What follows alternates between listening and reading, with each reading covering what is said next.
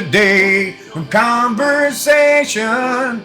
Time to take her home. Her dizzy head. Conscience laden. Time to wait too long. To wait too long. To wait too long.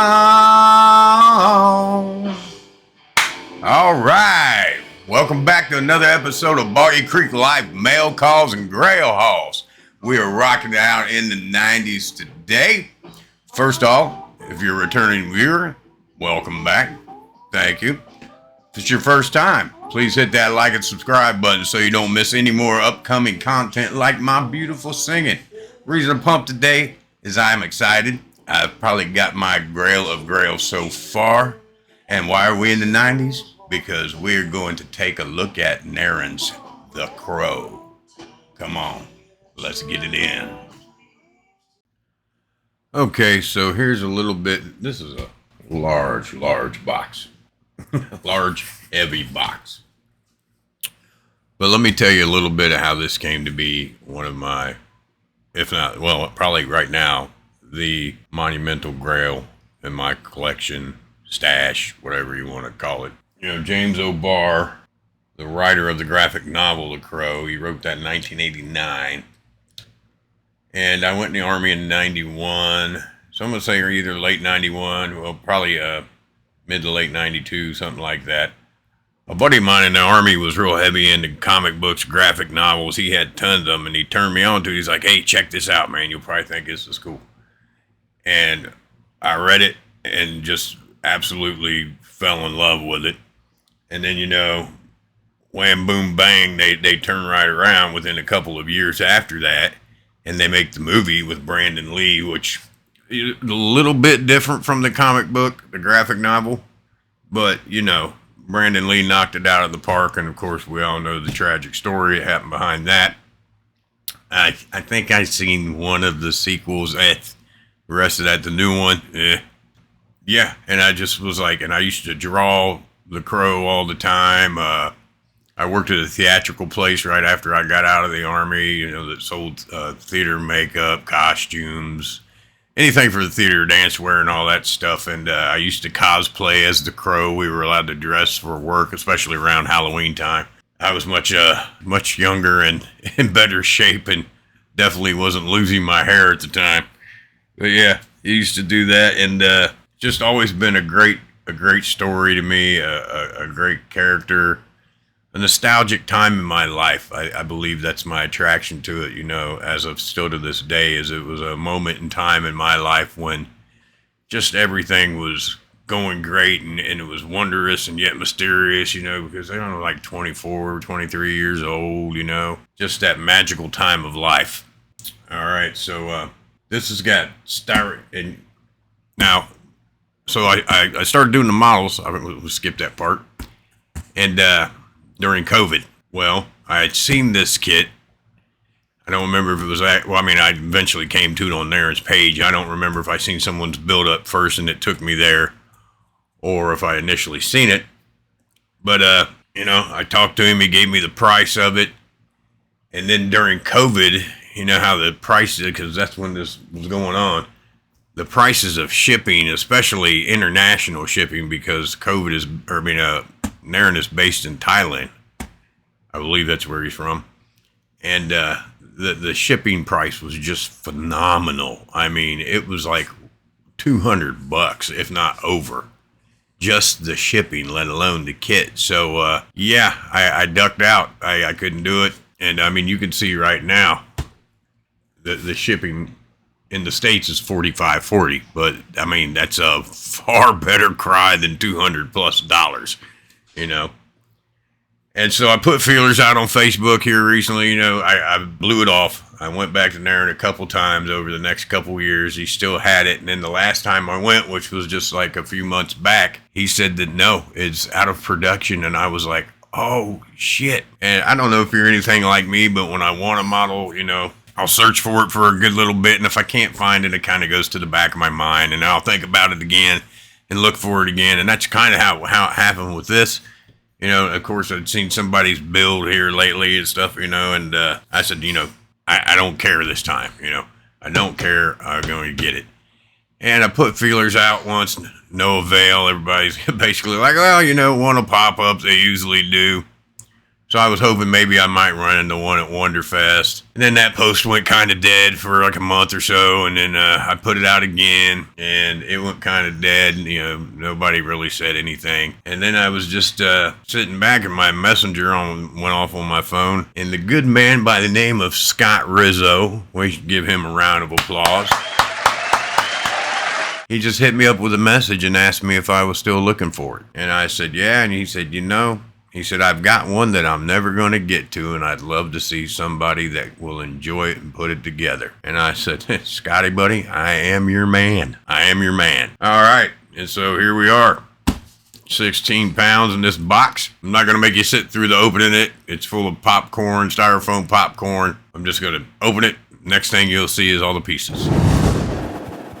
Okay, so when I say this is going to be tons of fun, I don't literally mean tons, but it will be pounds, that is for sure. This is a nice, huge quarter scale kit. You can see my hand. It's just huge. We have our chair parts here, which he sits in. Him. The concrete base. Looks like stone, maybe chipped concrete is supposed to be. And Narin's, I guess this is his certificate of authenticity. Gives you a photograph and his signature on the back. The nameplate is actually metal, which is like awesome.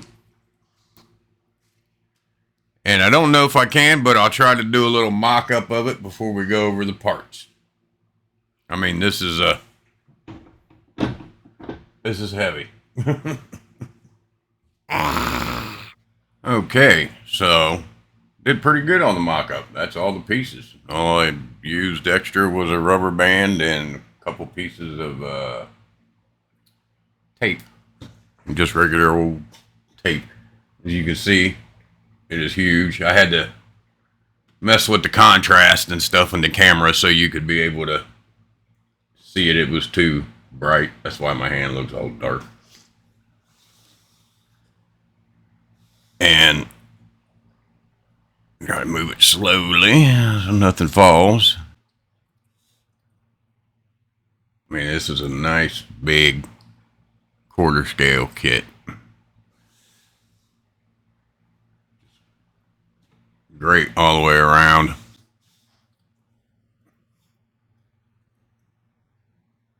Back of the chair.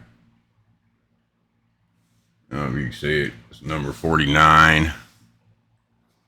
I don't know how many he produced. I sent him a message and asked him, but I haven't gotten anything back yet. If you're a fan of The Crow, I mean, you can see why I wanted this so bad. Beautifully done, kit. Beautifully done. Alrighty. I'm going to break them down. We'll look at the pieces. Okay, so just a little more about this because Narin had actually answered some questions I asked him after I quit recording a second ago. He not really sure, but he knows that he put out over 70 of these. And I also asked him about the 3D printed one that is out there, has been for a few years, because I've heard that it was done with his blessing. I've heard that it wasn't the same sculpture, so it didn't matter. And I asked Narin if I could include what he told me in this video, and he said yes. So what he said was, the guy asked him permission, whoever the artist was, it could have been a female, I'm not sure. And at first he said no.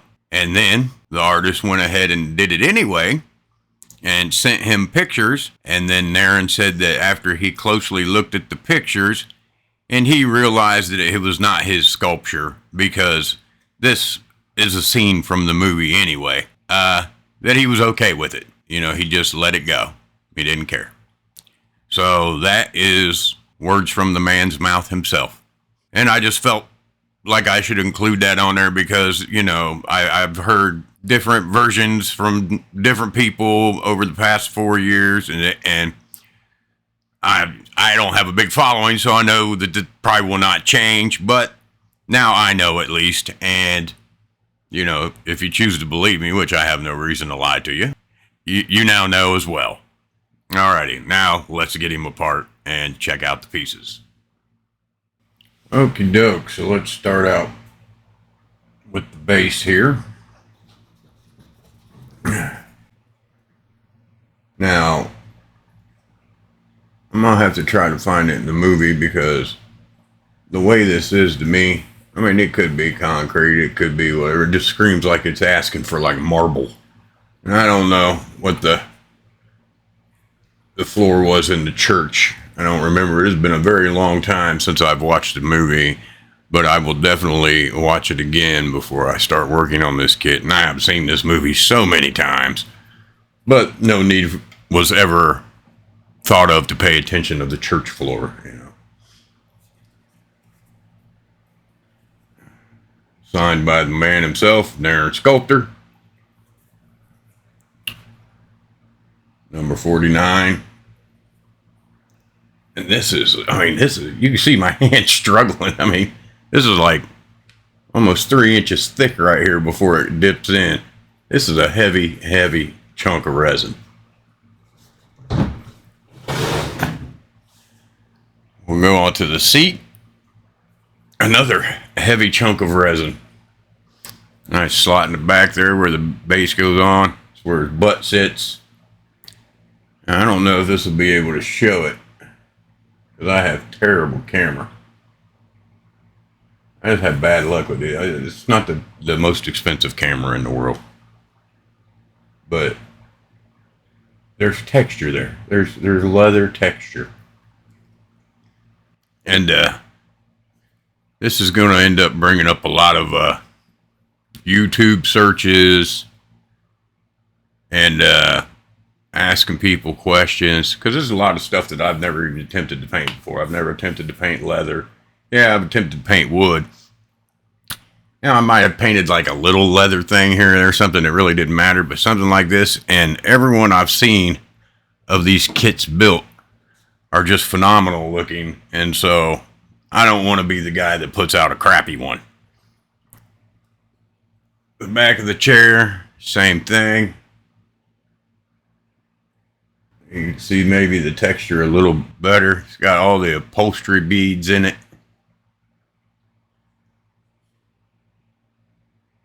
It's even got a light wood texture in it. It's terrible camera work once again. Sometimes you can see it in the shine, a little wood texture. Cross on the back of the chair because it was in church. Yeah.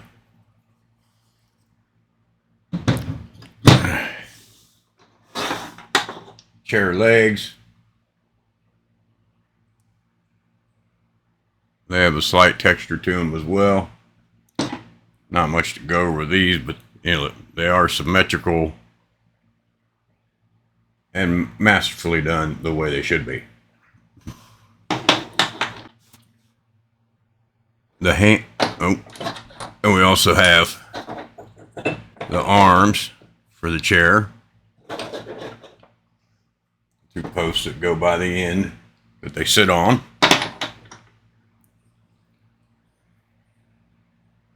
And I looked at pictures from the movie. You know, it looks just like what he sat in the movie. The upholstery beads. There's leather crinkles in it. I mean, Narin's not a master sculptor because he doesn't know what he's doing. You know what I mean? Once again, I mean, there's little tiny crinkles. Oh, I wish I could get the focus. There we go. Little tiny crinkles in the leather where it folds over and it's upholstered. Just attention to detail. And that's very, very important in the world of modeling as far as my opinion goes. The hands. Down to the fingernails. Once again, shit focused, but there is lines in the skin.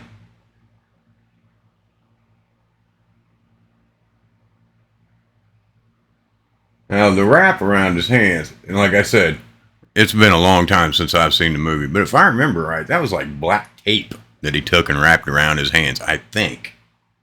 Don't quote me. I will find out for sure. But just beautifully done.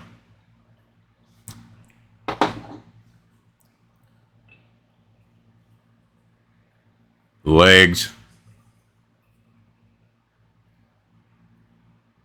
Nice folding of the clothes, the wrap around the leg with the extra rope.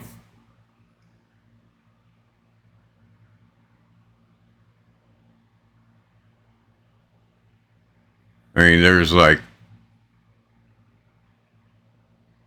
really no seam line in these. I mean, you see on the back, big deal.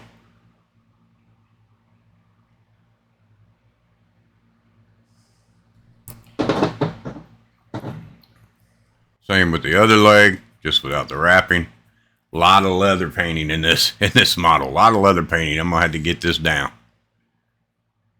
So yeah, if you have any tips on painting leather, realistically looking, hey, leave them in the comments. Let me know. Shoot me a message. I'm on Facebook there, Messenger.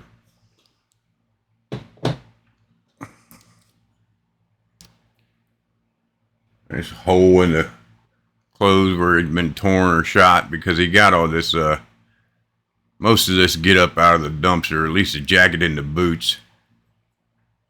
You know, tuxedo. I can't remember. Yeah, he found all this in the garbage, I think. If I remember correctly. Wraps around the arms.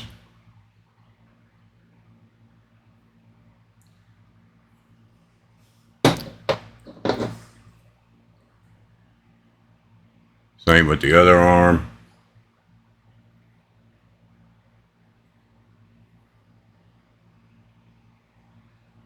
I think that makes a hole in the shirt.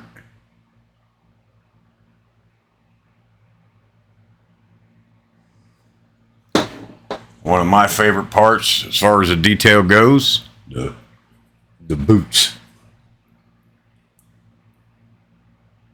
Now these are jump boots, I know, because I had some of these in the Army. These used to be, I mean, there was two different kinds of jump boots. They were one cheaper pair that was all hard leather, and there was another a little more expensive pair where this was soft leather and the heel and the toe was hard leather and you could bring to a shine, which those were the most comfortable boots to road march in. So like a lot of us had them. They were just comfortable on the inside, period. See the eyelets for the strings. It means I might have to get some wire or something. The last one I seen built, I think the guy may have used wire for shoestrings. That sounds like a pretty good option way to go. I mean, the seams, stitching in the boots, just yeah. I mean, that's combat boot trade right there. Phenomenally done. Phenomenally done. Bravo. Same as this.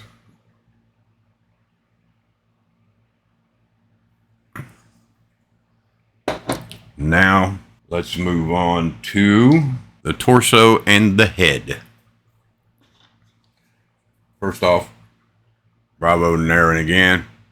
I mean, not only is it a piece that hangs down, but, you know, I'd like to think that he also made it removable so it would be easier to paint the face. I like to think that. We've got the detail, the buttons, the buttonholes, pockets, wrap around torso, the rope, the bullet holes, all the tears. And I mean, he's even got pockets on his ass, even though he's going to be sitting on it. You know what I mean? Because, yeah, complete. The texturing of the hair.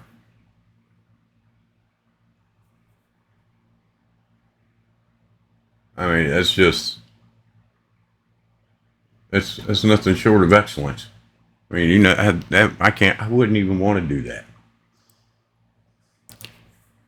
The face.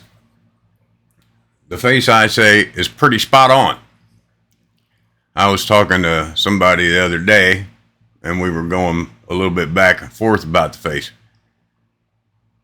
The reason I say the face is spot on is because if you have done the Mobius Batman model, the 1960s Adam West Batman, I did this kit recently. I didn't make a video about it, but I posted a short and a couple pictures or whatever. Is when I had that face in my hand before I painted it, even when I painted it, after I painted the eyeballs and the skin tone and all that, I didn't think it looked a thing like Adam West. I didn't. But once I stuck that little black cow mask over his face, it instantly turned into Adam West undeniably. I think it's just kind of like we can't picture it in our mind. I don't know. So, it's just spot on. It's just spot on. Beautifully sculpted.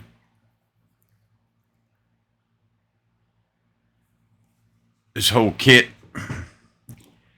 like you said, he only did a few of them. Well, he said 70, you know, but sometimes that's not a whole lot. And, yeah, if you own one, I would be proud. I would be proud if you own one. And hopefully you get it built and just don't let it set. And thank you again to my man Scott Rizzo that decided to part with this beauty for me. It would definitely give me motivation to finish that damn alien, because I don't like to leave anything sitting unfinished before I start the next one. But this old Brandon Lee, the Crow, will be next. And here's a couple of pictures of Narin's build-up himself. So enjoy.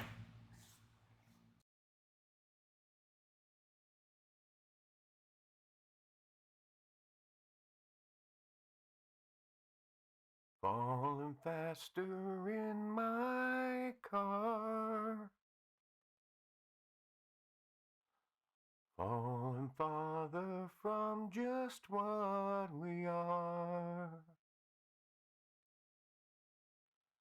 Smoke a cigarette and laugh some more. These conversations kill. Falling faster in my car.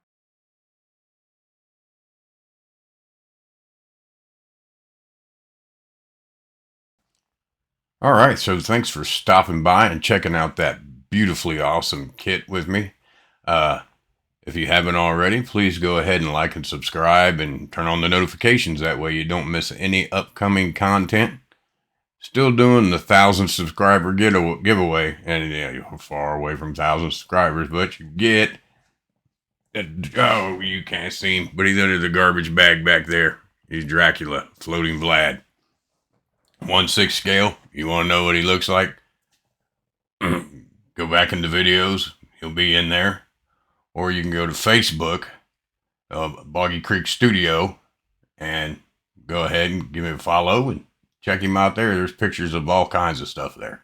All kinds. So, yeah, what I'm going to do next is finish the alien, because I don't like to leave a kit undone before I start another one, because I'm afraid I'll never go back to it. So we're going to finish the alien, knock him out, and then we're going to start on this crow. I can't wait. And I will share progress, and I'm sure I'll make a video or two on that one. But until then, be good to each other. Model on.